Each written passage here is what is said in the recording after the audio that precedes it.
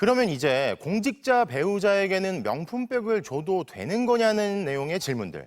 이 김건희 여사의 명품백 수수 사건을 종결 처리한 이후 국민권익위 게시판에 이런 질문들이 매일 쏟아지고 있다는 소식을 어제 전해드렸죠.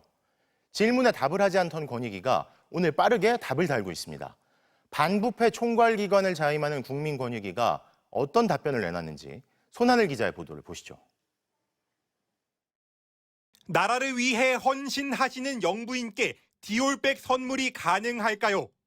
300만 원 상당의 우리 전통 엿을 선물 드려도 문제가 되지 않을지 문의드립니다. 국민권익위원회 게시판에 올라온 질문입니다.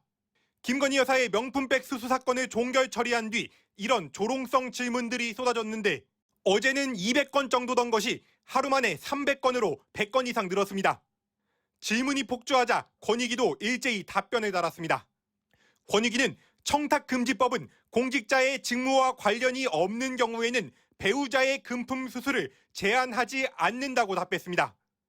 다만 금품 제공이 공직자의 직무와 관련이 있는지 여부 등이 고려돼야 한다고 적었습니다.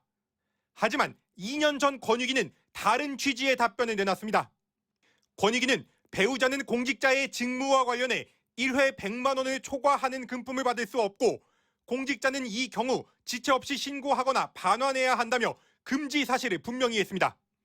위반하면 3년 이하 징역 또는 3천만 원 이하 벌금에 처해진다는 처벌 조항까지 적었습니다. 같은 정부기관, 같은 게시판인데 직무와 관련해 받아서는 안 된다던 답변이 직무와 관계 없으면 받아도 괜찮다는 답변으로 뒤바뀐 겁니다. 달라진 건 권익위가 그 사이에 김 여사 명품백 수수 사건을 종결했다는 것뿐입니다.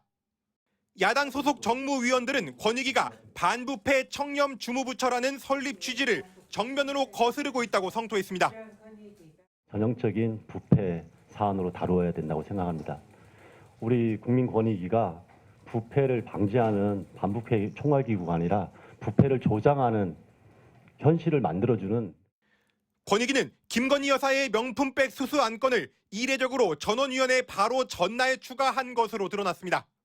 위원들이 꼼꼼하게 검토하지 못하도록 일부러 급하게 처리한 것 아니냐는 의혹도 나오는데 이에 대해 권익위는 사안의 긴급성과 보안이 인정된다면 전날이나 당일 안건을 올리는 경우도 있다고 설명했습니다. MBC 뉴스 손하늘입니다.